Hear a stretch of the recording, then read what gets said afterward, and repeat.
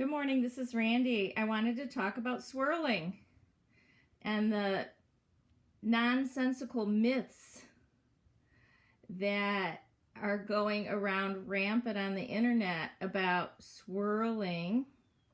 And if you don't know what swirling is black women specifically trying to date and marry white men because of the myths that they have that white men are so much better than black men, or I guess men of any other race for that matter, because specifically swirling seems to be centered around the black female and the white male relationship. And there's a lot of books being written about it. How to Catch a White Man, and what you need to know about dating a white man, etc. So I'm a white woman, and I'm here to bust out some of these nonsensical myths that are going around about white men and why they're so much better than men of other races or black men. So one of the beliefs or the reasons or the myths that is going around is that white men have jobs or better jobs. So no, that one is really not true. There are plenty of white men who have no job, or more likely they have a job, but it's just a low-paying job. Or if they have a high-paying job, and high-paying I would mean over the mean, maybe whatever the median salary is, it's around $45,000 a year. If they have a higher paying job than that, they're probably working 60 or 70 hours a week, or they're traveling where they're not home a lot. They're gone overnight. They might be a pilot. They might be a salesperson who goes on a lot of trips, or any other job that causes the man to travel. So you think you like that? You think that's really good for a relationship? Is that something that you'd like to trade off? You think it's positive, where that job where they're traveling or they're working 60, 70 hours a week and they're never home, and that goes on until they're 65 years old, 67 years old. Is that really what you want? Somebody who's never around? Maybe you do. It's not something I prefer. Okay, the next myth about white men versus black men is that white men are educated, or they're better educated than black men, meaning that white men are more likely to have a college education or be a college graduate. No, sorry, but that's not true. There are tons of uneducated white men. White men don't even think they need an education, so they never even pursued one. Whereas black men, especially ones under 40, seem to be aware that they did need an education. A lot of them played sports and took advantage of getting free college. And the ones that have gone to college on scholarships, or because they thought that they needed to have an education, which many of them have, they don't even have any student loans to pay off now. So I have worked with many black men. That means they have jobs because I've worked with them. And primarily, I would say I have worked with more black men, definitely, than white men, for sure. So in my world, No, black men have jobs, and I don't know any that have those long hour jobs where they're working like 60, 70 hours a week and traveling though. So that would be a good thing. The next thing is that supposedly white men respect and treat women better than black men treat women. Well, I've never been mistreated by any black man. And as I said, I have worked with them my entire life. Many. And this one's actually hilarious, that white men are more respectful and treat women better. That has more to do with the generation that the man was born in and their relationship with their mother, not with the color of their skin.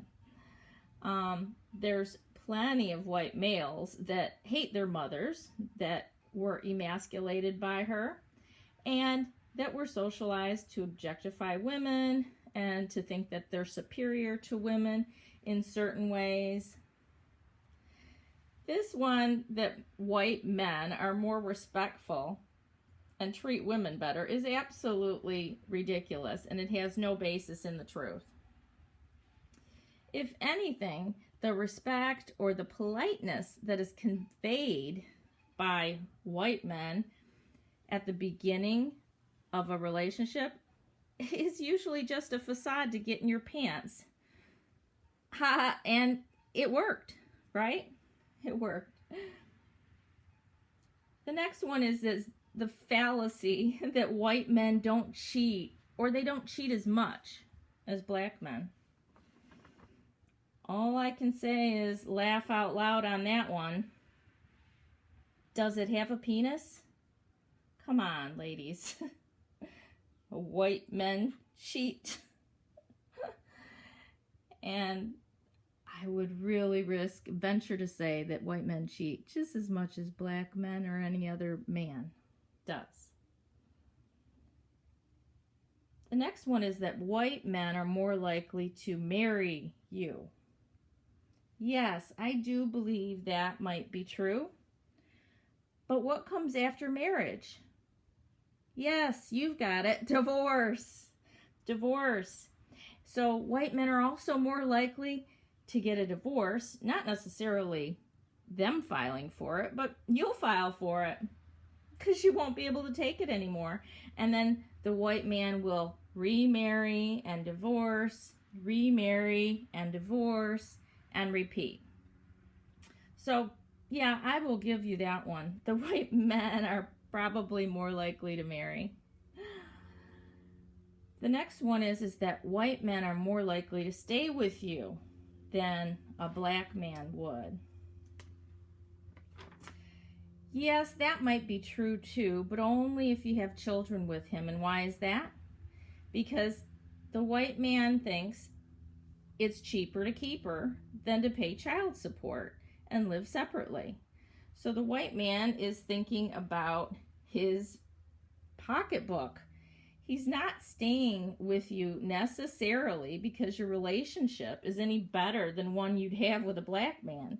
He just doesn't want to live separately and pay child support because that is going to double the amount of money he pays out from his paycheck.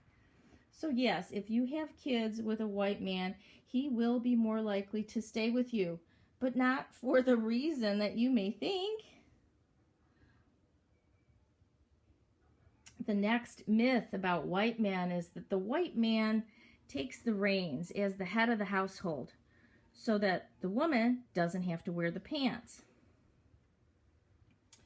Well, if you mean that the white man is controlling and they like to make all of the decisions, you might be right on that one. However, if you mean that they take responsibility for their share of the chores and the finances, you may be in for a very rude awakening, girls. And the last one is the myth that white men are better providers to their families or to their wives than black men. Well, this one sort of goes along with the job. So does this mean that you think that they're more likely to share their resources voluntarily with their wife and children, and more likely to do that than a black man would? Or does it mean they're more likely to waste money on themselves, you, and the children? Does it mean they're more irresponsible with money because maybe they have more of it and they don't respect money as much as a black man might? Have you seen the amount of toys that white men buy? Yes, they will provide.